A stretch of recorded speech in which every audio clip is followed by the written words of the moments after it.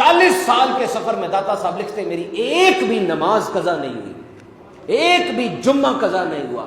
What is the basic factor؟ علم دین، کشف المحجوب لکھی آپ نے، ساری کتابیں تو غزنی میں چھوڑائے تھے آپ۔ اقبال فرماتے ہیں سید حجویر مخدوم امم، ڈاکٹر اقبال فرما رہے ہیں، یہ اکثر جایا کرتے تھے وہ داتا صاحب کے مزار شریف پر، اور داتا صاحب کے قدموں کی طرف شعر بھی لکھا ہوا ان کا یہی والا، سید حجویر مخدوم امم، ساری امت کو داتا علی اجمیری کا شکر گزار ہونا چاہیے۔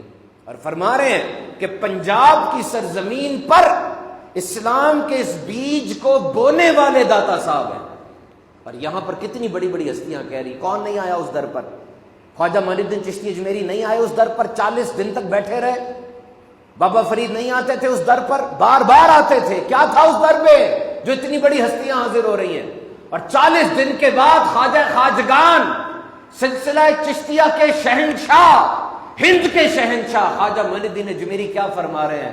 گنج بخش فیض عالم، مظہر نور خدا، ناکسارا پیر کامل، کامل آرا رہنما۔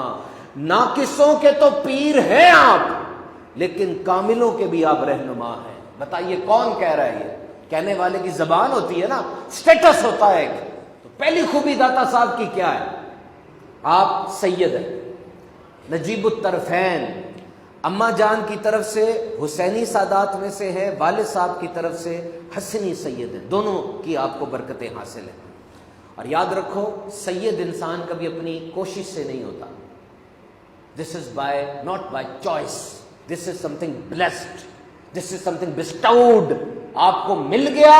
اب جو سید ہے اس کا احترام اور اعتزاز یہ ضروری ہے۔ داتا صاحب نے پورے نون عالم اسلام کا سفر فرمایا، آذربائیجان، تبرستان، شام، عراق، بغداد، 40 سال تک سفر کیا۔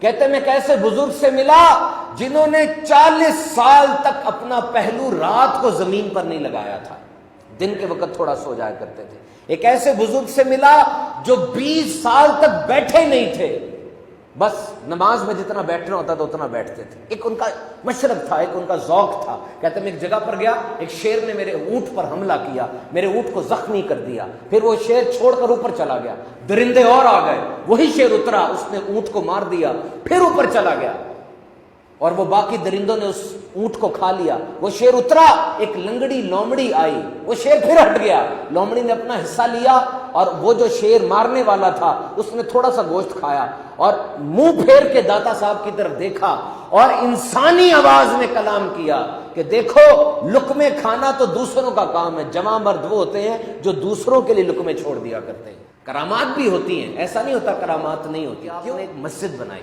اس مسجد کا جو رخ تھا وہ قدر جنوب کی طرف تھا۔ علماء کو تشویش ہوئی، آپ نے علماء کو اپنے پیچھے بلا لیا، ایک نماز ادا کی، اور نماز کے بعد کہا آپ لوگوں کو قبلے کے حوالے سے تشویش ہے، وہ سامنے دیکھے۔ انہوں نے سامنے دیکھا، سامنے خانہ کعبہ نظر آ گیا۔